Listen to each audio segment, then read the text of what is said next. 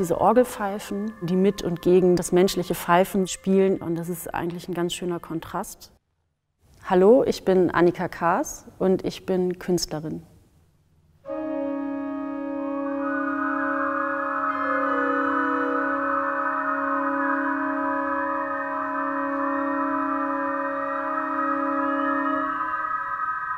Hallo Annika, schön, dass du nach Frankfurt gekommen bist. Wir sitzen hier in dem großen Festsaal der Freimaurerloge zur Einigkeit hier in Frankfurt. Das ist auch der perfekte Ort, um über deine Videoarbeit zu reden. Ich mag Musik als Material, wenn man das so überhaupt beschreiben kann, ganz gerne. Also dass Musik an sich oder Ton erstmal Zeit in sich hat, also das Medium, also eben, dass man damit arbeiten kann, also mit einer bestimmten Dauer, mit Stauchung, Kürzung und so weiter. Aber eben auch, dass du den Betrachter oder die Person, die sich das anhört, sehr unmittelbar erreichen kannst. Und ich arbeite sehr gern mit Musikern. In The Lord Loves Changes sind 26 Performerinnen und ein Musiker auf der Bühne. Und ich habe mich gefragt, wo findest du die Leute, mit denen du arbeitest, und sind es dann auch längerfristige Kollaborationen? Das wird mit den Jahren einfacher. Ich glaube, ich habe mittlerweile einen relativ großen Pool an Menschen, mit denen ich schon mal zusammengearbeitet habe, und die tauchen auch immer wieder auf. Und die 26 Performerinnen, also die Pfeifer, das war relativ schwierig, weil nicht so viele Menschen auf 2 Fingern pfeifen können. Wir haben ziemlich lange gesucht und auch in ganz unterschiedlichen, also erst angefangen bei Musikern wirklich zu fragen, also Orchester, Chören angefragt, aber dann einfach ja, überall. Und viele davon sind auch Freunde tatsächlich.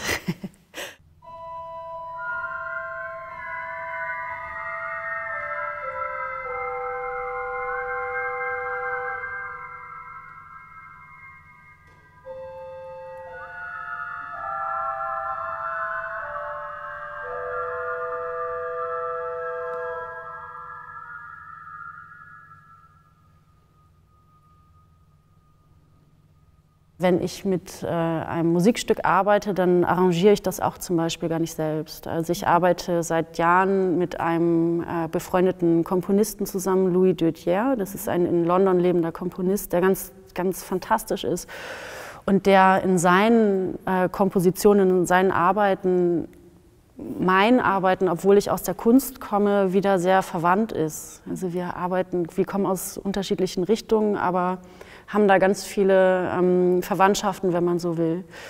Das, was wir da hören bei The Lord Loves Changes, das geht ja auf eine Komposition zurück von Julius Eastman. Genau.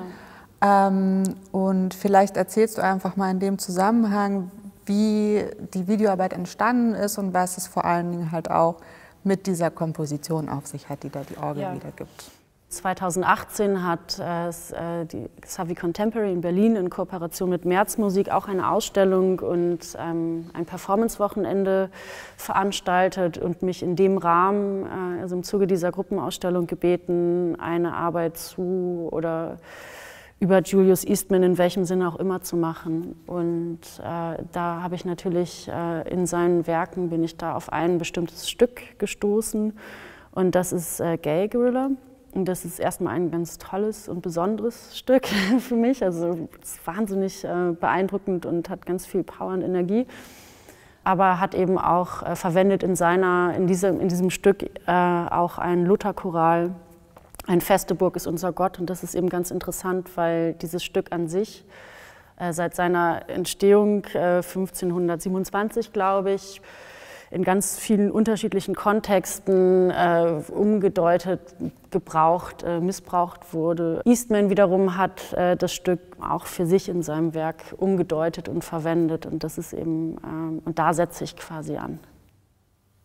Wie kommt das Pfeifen jetzt da ins Spiel, sozusagen tatsächlich ins musikalische Spiel? Ja. Und wie verändert es sich auch im Laufe der Aufführung? Also erstmal das Pfeifen an sich und die unterschiedlichen Möglichkeiten, also Bedeutung des Pfeifens finde ich sehr interessant. Also Zuspruch, wie ein Auspfeifen, also im positiven, negativen Kontext oder also man kann es ja auch als Sprache verwenden. In meinem Fall, was natürlich auch also naheliegend ist, du hast diese Orgelpfeifen, die eben auch diese mechanischen Pfeifen, die mit und gegen das menschliche Pfeifen sozusagen also miteinander spielen, aber auch eben gegeneinander. Und das ist eigentlich ein ganz schöner Kontrast. Eine Orgel kann einen Ton unendlich halten.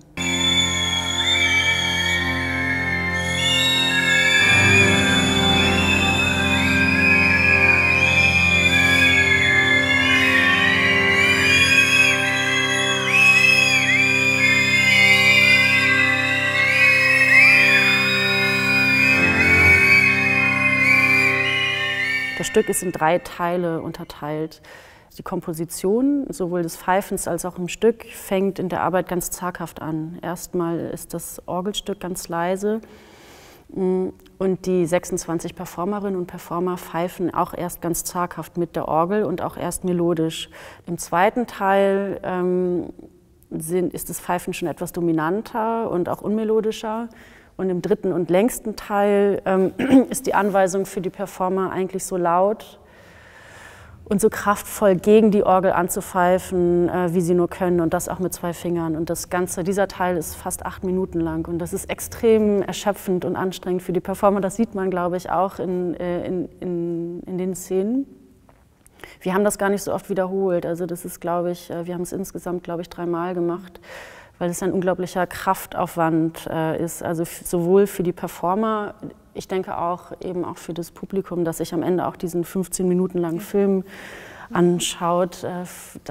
Also von beiden Seiten wird da sehr viel abverlangt. Ich habe mich dann halt auch im Zusammenhang mit dem Titel gefragt, wogegen dann eigentlich wirklich demonstriert wird oder wogegen da angepfiffen wird. Wenn es um diese ganze Umdeutung des Lutherchorals geht, dann ist es dann auch tatsächlich so ein Angehen, so ein Auflehnen gegen so eine Macht, die dahinter steht, dass man überhaupt sich solche Sinnbilder aneignen kann, umdeuten kann, oder überhaupt der Fakt, dass sowas passiert, oder ist das dann viel zu eng gegriffen sozusagen? Nee, das glaube ich nicht. Also das spielt da durchaus eine Rolle. Also auch so das Potenzial der Masse eigentlich auch. Also das Potenzial einer bestimmten Gruppe oder was auch immer, wie man das jetzt nennen soll, sich gegen bestimmte Strukturen aufzulehnen in dem Fall, aber auch also das ist ja auch ein ganz wichtiger Punkt, wie man im Grunde Strukturen neu betrachten kann, wie man sie verschieben kann, wie man sie aufbrechen und neu zusammensetzen kann. Wir konnten das natürlich vorher nicht proben, diese 26 Performer aus logistischen Gründen auch, und haben an dem Drehtag selbst das erste Mal wirklich in dieser Riesengruppe zusammen mal gehört, wie sich das anhört, zu pfeifen. Und ich hatte immer ein bisschen Angst, dass die Orgel so laut ist und die Performer viel zu leise. Das